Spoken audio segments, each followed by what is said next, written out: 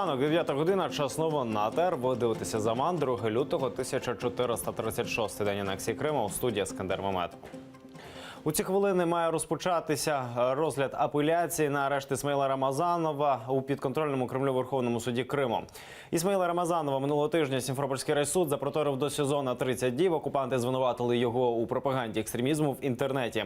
Кримчанина затримали в власному будинку у селі Новий Мир, куди на світанку 23 січня удерлися російські силовики.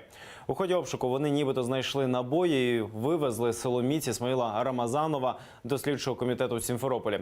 Пізніше Ісмаїл Рамазанов заявив, дорогою в автозаку силовики його сильно побили, а потім у СІЗО 2 дні морили голодом, змушуючи себе обмовити. Адвокат кримчанина Олексій Ладін звернувся із заявою до прокуратури щодо побиття поліцією його підзахисного. А у те, що сьогодні суд задовольнить апеляцію, захисник не вірить і готується боротися далі. По закону Рамазана Исмаилова сегодня должны освободить, так как ему до сих пор не предъявлено обвинение.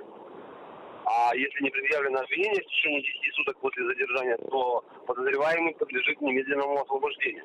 Соответственно, я буду продолжать обжаловать.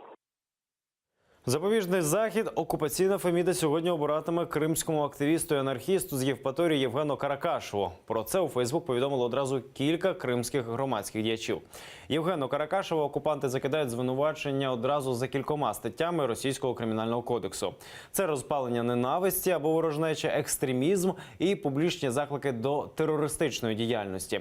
Каракашева затримали напередодні ввечері. Ніч він провів у СІЗО в Євпаторії. Тепер його долю вирішуватиме окупаційний міський суд. Сам кримчанин своє затримання пов'язує з акцією кримських анархістів у Євпаторії у листопаді 2016-го. Тоді Євген Каракашев разом з однодумцями спробував провести пікет біля будівлі поліції через політичні репресії. Засудженого в Росії кримчанина Ферата Сейфуллаєва можуть залишити у камері порушників тюремного режиму. Таке припускають правозахисники. Фігурант сфабрикованої справи про так званий тероризм Сейфуллаєв відбуває покарання у Кіровській колонії. Туди його на 5 років у вересні 2016-го запроторив російський суд у Ростові-на-Дону.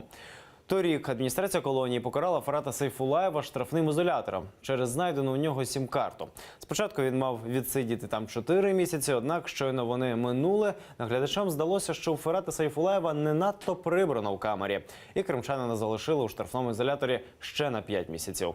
Термін нинішнього покарання добігає кінця 4 лютого. Однак і адвокати, і правозахисники переконані, у колонії знову знайдуть причини тримати Ферата Сейфуллаєва у спецкамері.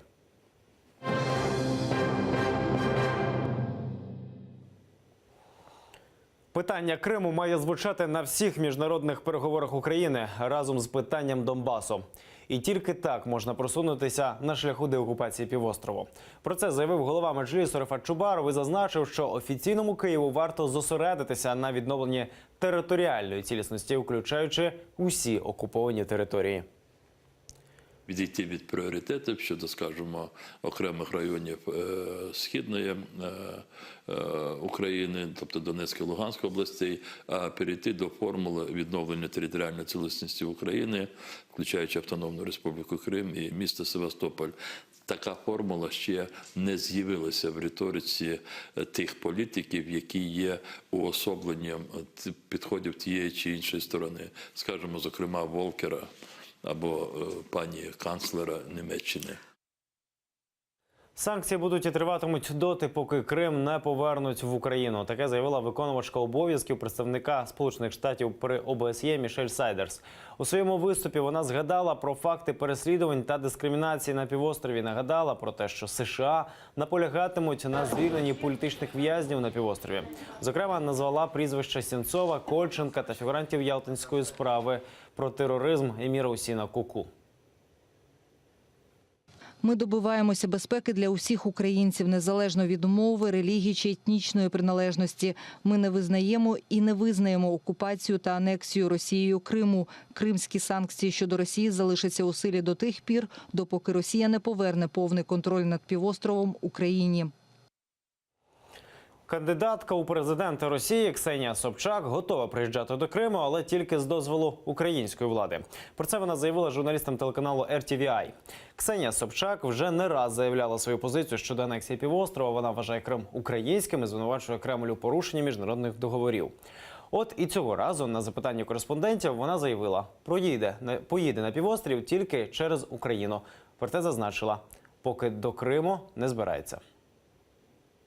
Я считаю, что Крым по международным договоренностям украинским, поэтому в любом случае, на мой взгляд, требуются такие процедуры. Конечно, заезжать туда нужно с украинской территории. Росія є загрозою у західній півкулі. Так вважає державний секретар Сполучених Штатів Америки Рекс Тіллерсон. І про це він заявив в університеті штата Техас перед своїми турне країнами Латинської Америки і Карибського басейну. Він нарікає, що Росія продовжує підтримувати небайдужі штатам країни, у тому числі й військовими поставками. Росія збільшує свою присутність в регіоні, і це не може не турбувати. Ми маємо бути готовими протистояти заморським країнам, які не згодні із основоположними цінностями, які ми розділяємо у цьому регіоні.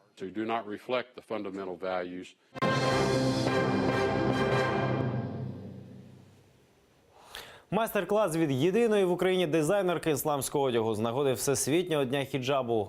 Катрін Кім показала знімальній групі «Заману», як можна швидко і легко пошити головний убір жінок-мусульманок. А ще розказала, які тканини і кольори модні у цьому сезоні. Людмила Горпинич розкаже детальніше. Это платье мы рассчитывали на украинский стиль, то есть мы совместили здесь и украинский стиль, то есть вышиванку и исламский дизайн. То есть главное, чтобы одежда была длинная, не короткая, не обтягивающая. Цвета должны быть не кричащие, то есть не красный, вот прям кричащий, не какой-то там оранжевый кричащий. Цветовая гамма у нас, она тоже больше к пастельным тонам. Катрін Кім – єдина в Україні дизайнер ісламського одягу. І для неї це не просто бізнес. У 18 років Катрін, одружившись, прийняла іслам. І тоді перед молодою жінкою постала проблема. В Україні не було де купити ісламський одяг. Катрін, яка із дитинства любила шити, почала одягати себе сама, потім знайомих. Так і з'явилися перші клієнтки.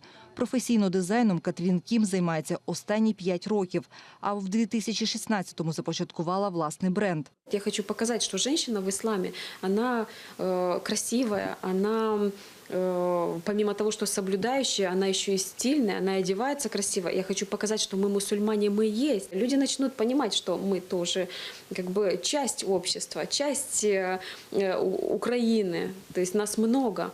До Дня хіджабу дизайнер вирішила показати, як його правильно шити та одягати. Хіджаб у перекладі означає покриття. Він складається із шапочки, під яку мусульманки підбирають все волосся, та амірки, за якою ховають шию. По суті, це і є найпростіший хіджаб, каже Катрін. Хоча зазвичай жінки поверх шапочки і амірки покривають голову ще й хустиною. Як правильно одягати хіджаб, показує донька дизайнерки, 12-річна Софія. Лицо должно быть открыто. Именно вот лобовая часть, щеки и до подбородка, чтобы шеи не было видно. И кисти рук. В исламе это норма, то есть это разрешено. Если закрывать лицо, это уже исключительно желание женщины. Хоча бренду Катрін Кім немає 2 років, дизайнерка вже встигла перемогти у всеукраїнському модному конкурсі «Four Seasons» і посісти 2-ге місце на всеукраїнському конкурсі «New Fashion Zone» з показом ділової моди для ісламських жінок. А ще у бренду Катрін Кім з'явилися представництва у Молдові та Фінляндії. Тепер дизайнерка мріє вийти на модний ринок Європи та Близького Сходу, аби одягати мусульманок у різних країнах світу. Людмила Горпинич, Максим Кондратенко, Заман, АТР.